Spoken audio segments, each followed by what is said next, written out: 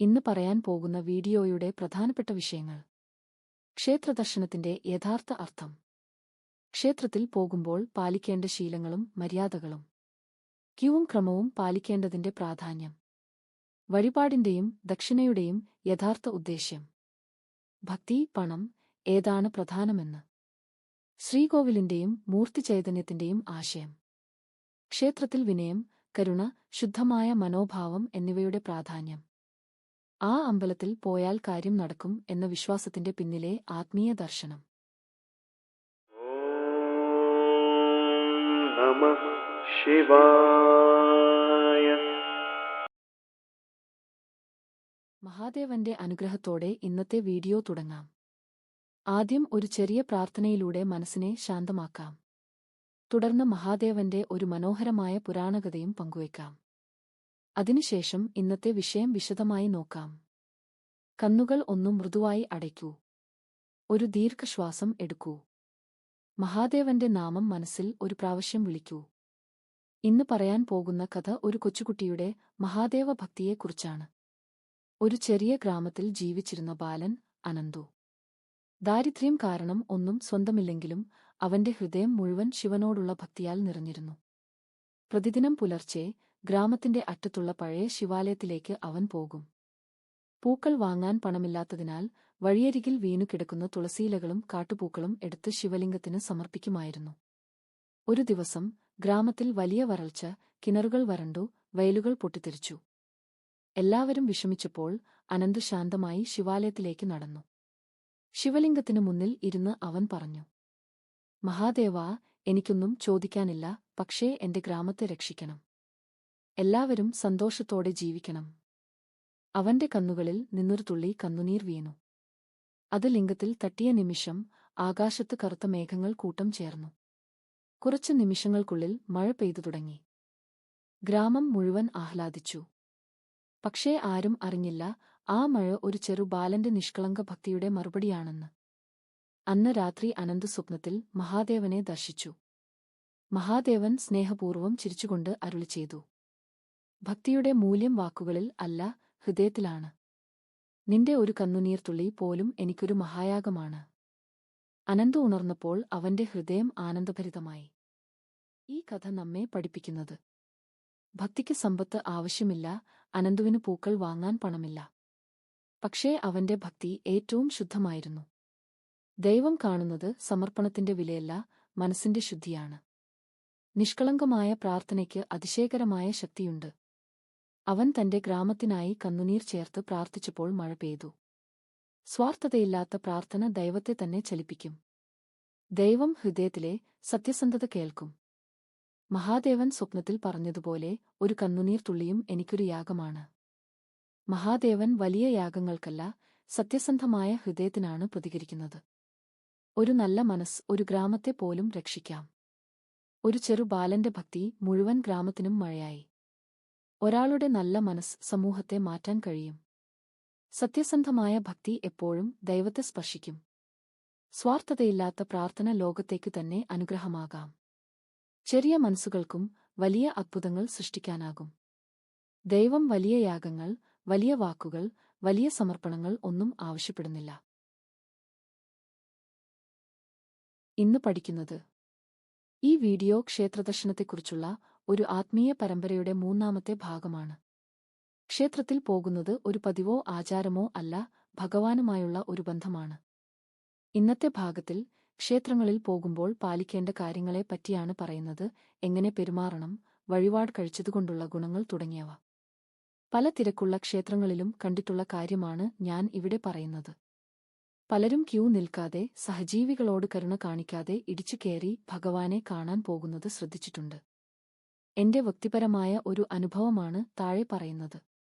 ഒരിക്കൽ ഞാൻ തൃശൂർ വടക്കുംനാഥൻ അമ്പലത്തിൽ പോയപ്പോൾ ഒരു കുടുംബം വരിയിൽ നിൽക്കാതെ ക്ഷേത്ര ജീവനക്കാരുടെ കൂടെ പോകുന്നത് കണ്ടു. അവർ പരിചയപ്പെടുത്തുന്നുമുണ്ട് ഇവർ സെക്രട്ടറിയുടെ ബന്ധുവാണ് എന്നൊക്കെ. വഴിപാട് രസീതി നേരിട്ട് തന്ത്രിക്ക് കൊടുത്തിട്ട് പറയുന്നു ഇവർ സെക്രട്ടറിയുടെ ബന്ധുവാണ്, നല്ലവണ്ണം പൂജിച്ചു കൊടുക്കണം എന്നും. ഭഗവാൻ എല്ലാ ഭക്തരും സമന്മാരാണ്, മാത്രവുമല്ല എളിമയുള്ളവനെയും സഹജീവികളോട് കരുണയും ഉള്ളവരെയാണ് ഭഗവാൻ കൂടുതൽ കാര്യം, അല്ലാതെ ശുപാർശയുമായി വരുന്നവനെയല്ല. ഭഗവാൻ പൂജാരിയുടെ അടിമയല്ല. നിങ്ങൾ പുഷ്പാഞ്ജലി ചെയ്യാൻ പറഞ്ഞാൽ അതിന്റെ ഗുണം കൊടുക്കണം എന്ന് പറയാൻ. ഉദാഹരണത്തിന് നിങ്ങൾ ഒരു പിതാവോ മാതാവോ ആണെന്ന് കരുതുക, എല്ലാ മക്കളും നിങ്ങൾക്ക് ഒരുപോലെയാണ്. നിങ്ങളെ കാണാൻ വരുമ്പോൾ ഒരു മകനെ അല്ലെങ്കിൽ മകളെ തള്ളിമാറ്റി മറ്റൊരു മകനോ മകളോ വന്നാൽ നിങ്ങൾക്ക് എന്തു തോന്നും? ഇത് തന്നെയാണ് ഭഗവാനും തോന്നുക. അവന്റെ മുൻപിൽ എല്ലാവരും സമന്മാരാണ്. ദക്ഷിണ സമ്പ്രദായം വന്നിട്ട് അധികം നാളുകളായിട്ടില്ല. പണ്ടുകാലത്ത് പൂജാരിമാർക്ക് മറ്റു ജോലികളൊന്നുമുണ്ടായിരുന്നില്ല. വീട്ടിൽ ആഹാരം, വസ്ത്രം, മറ്റു ആവശ്യവസ്തുക്കൾ എന്നിവ വാങ്ങാൻ പണം ആവശ്യമായിരുന്നു. അപ്പോൾ പൂജാരിമാരെ സഹായിക്കാനായി പണ്ടുകാലത്തെ പണക്കാരായ ആളുകൾ തുടങ്ങിയതാണ് ഈ സമ്പ്രദായം. പക്ഷേ ഇപ്പോൾ പല ക്ഷേത്രങ്ങളും നടത്തുന്നത് ദേവസ്വം ബോർഡുകളാണ്. അവരാണ് ശമ്പളം നൽകുന്നത്, അതിലൂടെ വരുമാനവും കണ്ടെത്തുന്നത്. ഒരു ക്ഷേത്രവും കണക്കിൽ മിച്ചം കാണിക്കാറില്ല. കാരണം വരവിനനുസരിച്ച് അവർ ശമ്പളവും മറ്റു സൗകര്യങ്ങളും വർദ്ധിപ്പിക്കുന്നു. ഫലത്തിൽ കണക്കിൽ ക്ഷേത്രം നഷ്ടത്തിലാണ് എന്ന് കാണിക്കുന്നു. പട്ടിണിയിലും പ്രയാസങ്ങളിലും കഴിയുന്ന പൂജാരിമാർ മനസ്സറിഞ്ഞ് ദക്ഷിണ നൽകുന്നവർക്കു നന്ദി പറയുന്നു. അങ്ങനെ സ്വാഭാവികമായും ഭഗവാന്റെ അനുഗ്രഹം ദക്ഷിണ നൽകിയവർക്ക് ലഭിക്കും. അതുപോലെ നിസ്സഹായരായ പ്രതിഫലം പ്രതീക്ഷിക്കാതെ ഒരാളെ നമ്മൾ സഹായിച്ചാൽ മഹാദേവൻ അതിന് പ്രതിഫലം നൽകും. മഹാബലിയുടെയോ വാസുകിയുടെയോ കഥകൾ അതിന് ഉദാഹരണങ്ങളാണ്. എന്നാൽ ഇപ്പോൾ ലഭിക്കുന്ന ദക്ഷിണയുടെ വലുപ്പത്തിലാണ് ചിലപ്പോൾ പൂജാരിയുടെ ശ്രദ്ധ കേന്ദ്രീകരിക്കുന്നത്.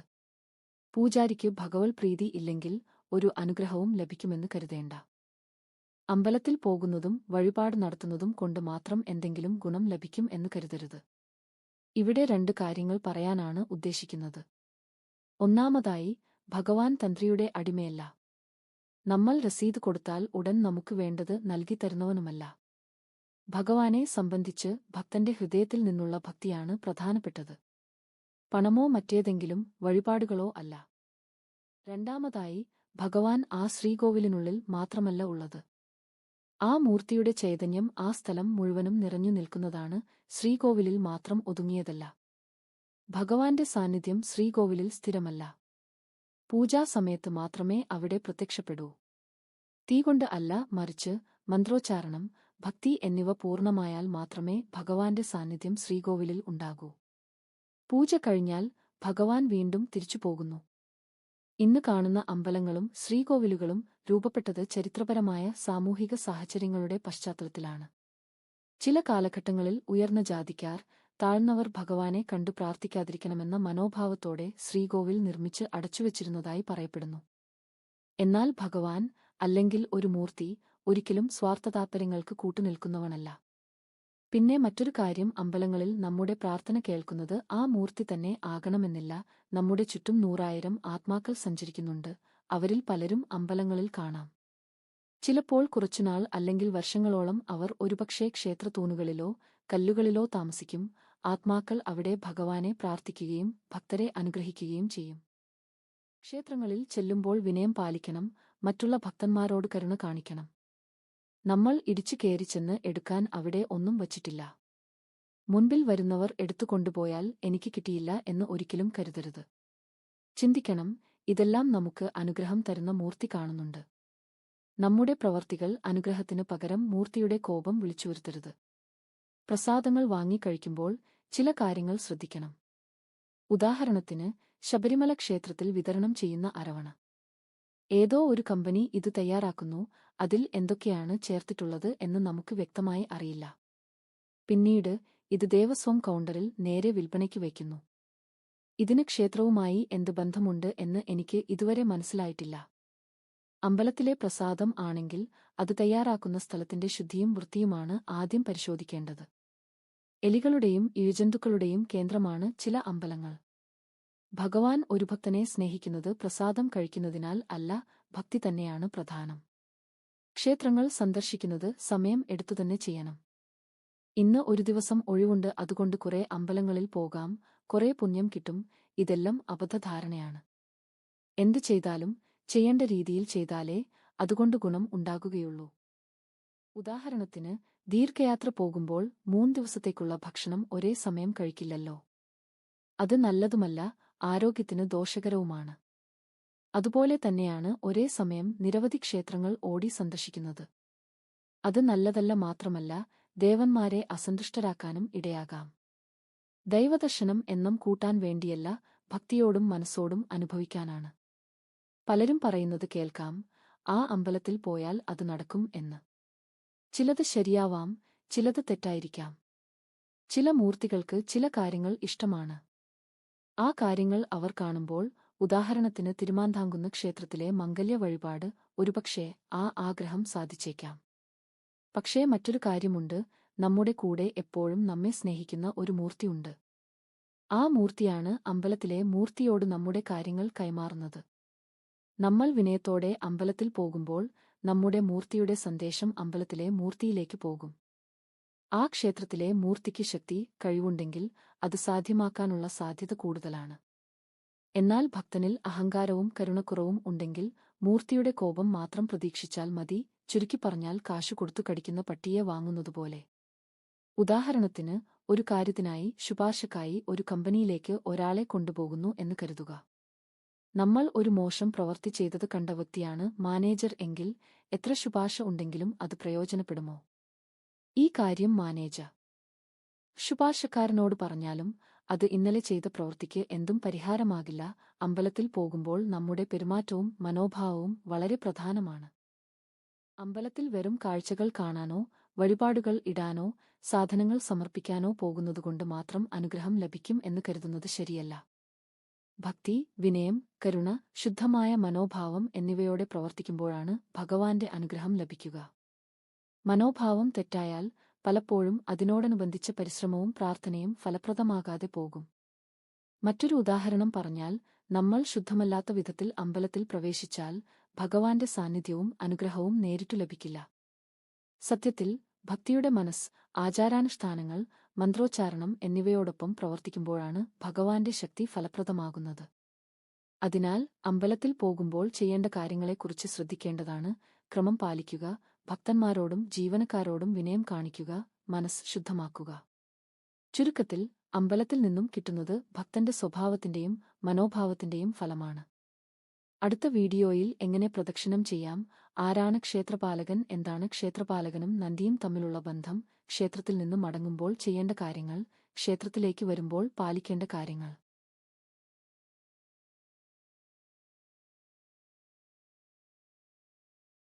ഇനി നമുക്ക് ശിവപുരാണം 3-ാം പേജിലേക്ക് കടക്കാം. എല്ലാവർക്കും മഹാദേവന്റെ അനുഗ്രഹം ഉണ്ടാവട്ടെ. മഹാദേവഭക്തരെല്ലാരും ശിവപുരാണം കേൾക്കുന്നുണ്ട് എന്ന് കരുതട്ടെ. ഇന്ന് നാം ശിവപുരാണത്തിന്റെ 3-ാം പേജ് വായിക്കാൻ തുടങ്ങുന്നു.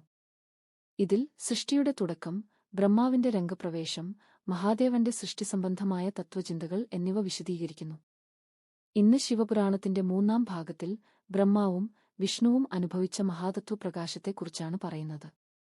സൃഷ്ടി ആരംഭിച്ചപ്പോൾ ബ്രഹ്മാവിനും വിഷ്ണുവിനും ഇടയിൽ ആരാണ് ശ്രേഷ്ഠൻ എന്ന സംശയം ഉയർന്നുവന്നു. രണ്ടുപേർക്കും തങ്ങളുടെ സ്ഥാനത്തെക്കുറിച്ച് ഉറപ്പുണ്ടായിരുന്നുവെങ്കിലും പരമസത്യത്തെ അവർ പൂർണ്ണമായി ഗ്രഹിച്ചിരുന്നില്ല. അപ്പോൾ അപ്രതീക്ഷിതമായി അവർക്കു മുൻപിൽ അനന്തമായ ഒരു ജ്വാലസ്തംഭം പ്രത്യക്ഷപ്പെട്ടു. ആദിയും അന്തവുമില്ലാത്ത ആ പ്രകാശം അവരുടെ ബോധത്തെ കവിഞ്ഞതായിരുന്നു. അതിന്റെ ആരംഭവും അവസാനവും കണ്ടെത്താൻ ബ്രഹ്മാവും വിഷ്ണുവും തീരുമാനിച്ചു. വിഷ്ണു താഴോട്ടും ബ്രഹ്മാവ് മുകളോട്ടും യാത്ര തിരിച്ചു. എത്ര ദൂരം സഞ്ചരിച്ചിട്ടും ആ ജ്വാലയുടെ അറ്റം രണ്ടുപേർക്കും കാണാനായില്ല. ഈ അനുഭവം ഒരു വലിയ സത്യത്തെ വെളിപ്പെടുത്തി. മഹാദേവൻ എന്നാൽ അനന്തതയാണ്, അവനെ അളക്കാൻ കഴിയില്ല, അവൻ രൂപത്തിനും അറിവിനും അതീതനാണ്. ഒടുവിൽ വിഷ്ണു തന്റെ പരിമിതിയെ അംഗീകരിച്ചു, ബ്രഹ്മാവും അതേ സത്യത്തിൽ എത്തി. അഹങ്കാരം നശിക്കുമ്പോൾ മാത്രമേ പരമസത്യത്തെ അനുഭവിക്കാൻ കഴിയൂ എന്നതാണ് ഈ സംഭവത്തിന്റെ സന്ദേശം. ഈ ജ്വാലസ്തംഭം തന്നെയാണ് പിന്നീട് ലിംഗതത്വം ആയി ആരാധിക്കപ്പെടുന്നത്. ശിവലിംഗം ഒരു കല്ലല്ല, അത് അനന്തതയുടെ പ്രതീകമാണ്, ആരംഭവും അവസാനവും ഇല്ലാത്ത പരബ്രഹ്മസ്വരൂപത്തിന്റെ ചിഹ്നം. ഇങ്ങനെ ശിവപുരാണം നമ്മെ പഠിപ്പിക്കുന്നത്, അഹങ്കാരം മനുഷ്യനെ അന്ധനാക്കും, നമ്രതയും ഭക്തിയും അവനെ സത്യത്തിലേക്ക് നയിക്കും. മഹാദേവനെ അറിയാൻ ബുദ്ധി മാത്രം പോരാ, ഭക്തിയോടെയുള്ള സമർപ്പണം വേണം. അടുത്ത വീഡിയോയിൽ ലിംഗാരാധനയുടെ അർത്ഥവും അതിന്റെ ആത്മീയ പ്രാധാന്യവും വിശദമായി മനസ്സിലാക്കാം.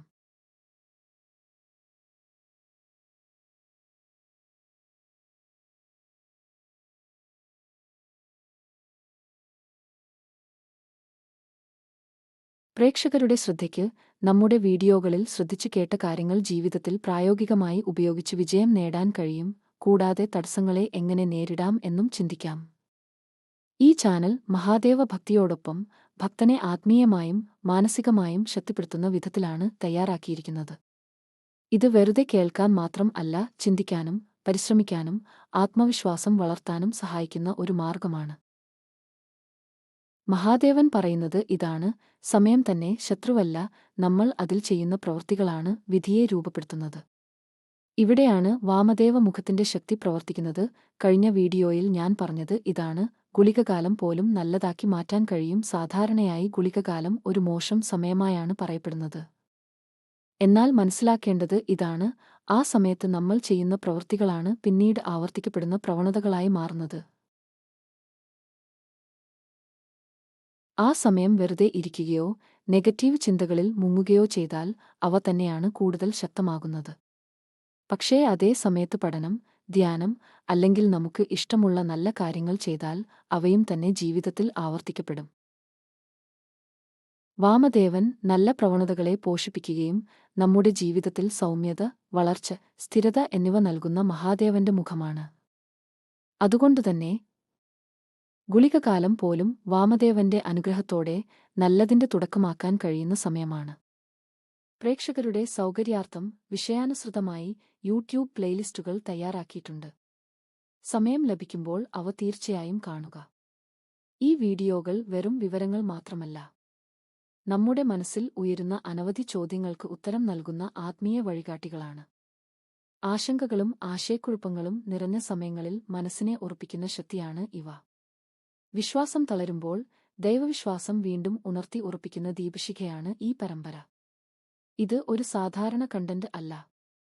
നമ്മുടെ ഉള്ളിലെ സംശയങ്ങളെ ശാന്തിയാക്കുന്ന ആത്മീയ സംഭാഷണമാണ്. കാണുക, ചിന്തിക്കുക, അനുഭവിക്കുക. നിങ്ങളുടെ വിശ്വാസം കൂടുതൽ ദൃഢമാകട്ടെ. നിങ്ങൾ ഇതുവരെ കാണാത്ത ആത്മീയ അനുഭവങ്ങളുമായി ഇനി ഈ ചാനൽ മുന്നോട്ടു പോകുന്നു. ഈ യാത്രയ്ക്ക് ശക്തിയും പ്രോത്സാഹനവും നൽകിയ ഓരോരുത്തർക്കും എന്റെ ഹൃദയം നിറഞ്ഞ നന്ദി.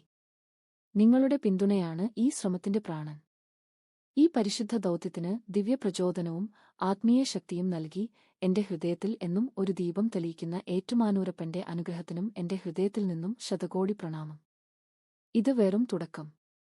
ഇനി വരാനിരിക്കുന്നത് ആഴത്തിലുള്ള സന്ദേശങ്ങൾ, ആത്മാവിനെ ഉണർത്തുന്ന അനുഭവങ്ങൾ, വിശ്വാസത്തെ അടിത്തറയിൽ നിന്ന് ശക്തിപ്പെടുത്തുന്ന കഥകൾ. ഭഗവാൻ ചിന്തിക്കുന്നത് ഭക്തന്റെ സന്തോഷത്തെ. മഹാദേവൻ ഭക്തനെക്കുറിച്ച് എപ്പോഴും ചിന്തിക്കുന്നു. അവന്റെ സന്തോഷവും ദുഃഖവും ആശങ്കകളും മനസ്സിലാക്കുന്നു. ഭക്തനും മഹാദേവനും തമ്മിൽ പരസ്പരം ഒരു നല്ല ബന്ധം സൃഷ്ടിക്കപ്പെടുന്നു. ഈ ബന്ധം ജീവിതത്തെ നല്ല അനുഭവങ്ങളിലേക്ക് നയിക്കുന്നു. ജീവിതത്തിലെ ഓരോ നല്ല സമയവും മോശം സമയവും ഗുരുക്കന്മാരാണ്. പ്രത്യേകിച്ച് കഠിന സമയങ്ങൾ നമ്മളെ പഠിപ്പിക്കാനാണ് വരുന്നത്. അവയിൽ നിന്ന് പഠിച്ച് മഹാദേവനിൽ വിശ്വാസം നിലനിർത്തി ധൈര്യത്തോടെ ജീവിതത്തെ നേരിടുകയാണ് നമ്മുടെ ധർമ്മം. മഹാദേവൻ നമ്മളെ പരീക്ഷിക്കുന്നില്ല, നമ്മളെ ശക്തരാക്കുകയാണ്. മഹാദേവന്റെ മഹത്വം ഒരു ജന്മം കൊണ്ടുപോലും മുഴുവൻ പറയാനാവില്ല, അത്രയേറെ ആഴമുള്ളതാണ് ശിവതത്വത്തിന്റെ മഹിമ. ഈ വീഡിയോയുടെ അവസാനത്തിൽ യോഗ ചെയ്യാൻ ആഗ്രഹിക്കുന്നവർക്കായി 15 മിനിറ്റ് ധ്യാനം ഉൾപ്പെടുത്തിയിട്ടുണ്ട്. ഇത് മനസ്സിന് പോസിറ്റീവ് എനർജി നൽകുകയും സമ്മർദ്ദം, ആശങ്ക, അമിതചിന്ത എന്നിവ കുറയ്ക്കാനും സഹായിക്കും. ആദ്യമായി ധ്യാനം ചെയ്യുന്നവർ 1 മിനിറ്റിൽ നിന്ന് തുടങ്ങുക. ആദ്യ ദിവസം 1 മിനിറ്റ്, അടുത്ത ദിവസം 2 മിനിറ്റ് എന്നിങ്ങനെ ക്രമമായി കൂട്ടാം. പ്രേക്ഷകർക്ക് സൗകര്യമാകാൻ ഓരോ മിനിറ്റ് കഴിയുമ്പോഴും സ്ക്രീനിൽ സമയം കാണിക്കും. ശരീരത്തിലെ എല്ലാ രക്തധമനികളിലും ഉണർവ് സൃഷ്ടിക്കുകയും ഹൃദയാരോഗ്യവും രക്തസമ്മർദ്ദവും മെച്ചപ്പെടുത്തുകയും ചെയ്യുന്നു. നിയന്ത്രിതമായ ശ്വാസക്രമം ശ്വാസകോശങ്ങളുടെ പ്രവർത്തനം മെച്ചപ്പെടുത്തുകയും ശ്വാസതടസ്സം പോലുള്ള അസുഖങ്ങൾ കുറയാൻ സഹായകരമാകുകയും ചെയ്യുന്നു. ഈ ധ്യാനം ഉറക്കത്തിന്റെ ഗുണനിലവാരം ഉയർത്തുകയും പ്രതിരോധശേഷി വർദ്ധിപ്പിക്കുകയും ശരീരത്തിലെ പ്രാണവായുവിന്റെ പ്രവാഹം സജീവമാക്കുകയും ചെയ്യുന്നു. 10 സെക്കൻഡ് ഇടവേളയിൽ ഓം നമഃശിവായ എന്ന പഞ്ചാക്ഷരി മന്ത്രം 30 തവണ ജപിക്കുന്ന രീതിയിലാണ് ഇത് ഉൾപ്പെടുത്തിയിരിക്കുന്നത്. ഓരോ മിനിറ്റിലും പുതിയ മിനിറ്റിന്റെ നമ്പർ സ്ക്രീനിൽ കാണിക്കുന്നതാണ്. ഇത് മാനസിക സ്ഥിരതയും ആത്മീയ ശാന്തിയും ആന്തരിക സമതുലിതാവസ്ഥയും കൈവരിക്കാൻ സഹായിക്കുന്നു. ഇത് യോഗയിലെ ഒരു അടിസ്ഥാന പ്രാക്ടീസ് ആണ്.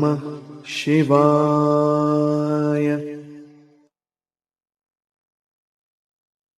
ॐ नमः शिवाय।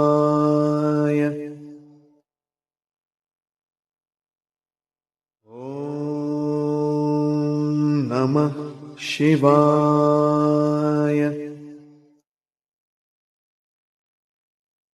ॐ नमः शिवाय।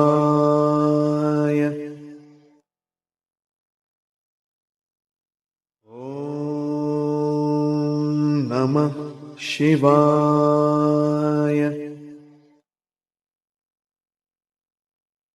ॐ नमः शिवाय। ॐ नमः शिवाय।